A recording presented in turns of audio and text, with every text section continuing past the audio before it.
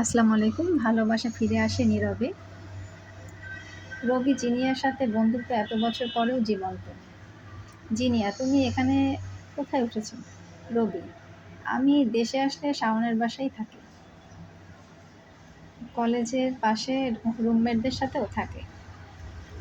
একা থাকা রিস্ক।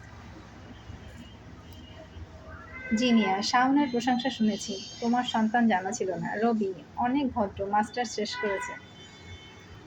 এইখানে বেসরকারি চাকরি করে, সরকারি চাকরি হয়েছিল কিন্তু 10 লাখ টাকা ঘুষ দিতে চায় না, এজন্য।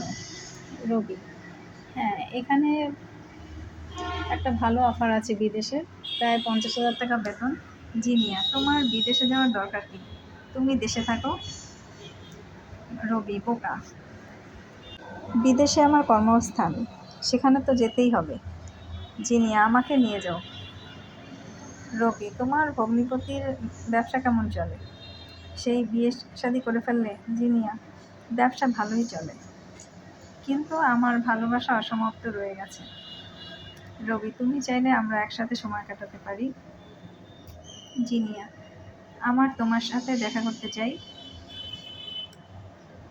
রবি: আমি যতদিন এখানে আছি তোমাকে সময় দিতে পারবো।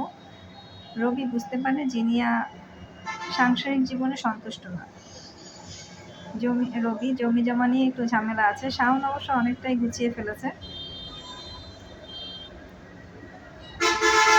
তারপরও আমাকে পাশে থাকতে হবে। এই অবসর সময়টুকু আমরা একসাথে কাটাবো। জিনিয়া: ঠিক আছে, আজ বিকেলে ফ্রি আছো? রবি: হ্যাঁ, তোমাকে সময় দিতে পারবো। ক্যাম্পাসে ঘুরতে নিয়ে যাব। কলেজে তো পড়তে পারো নাই, জীবনে অনেক কিছুই মিস করছো। কলেজ ক্যাম্পাস, ফুচকা, চটপটি থেকে শুরু করে শপিং মল, কোথাও বাদ যায়নি। পুরো শহর ঘুরেছে জিনিয়ার ইচ্ছা করেই। ঝড় বৃষ্টি মাথায় নিয়ে শাওনের রুমে চলে আসে। জিনিয়া জানে শাওনকে বাসায় পাওয়া যাবে না, বাসায় পাওয়া রেয়ার কেস। রবির ফ্লাইট আগামীকাল, এই সময়টুকু সে মিস করতে চায় না, সারা জীবন আফসোস করতে হবে তাহলে। আজ ক্যান্ডেল লাইট ডিনার শেষে রবির সাথেই থেকে যেতে চায়, অসমাপ্ত ভালোবাসার পূর্ণতা দিতেই।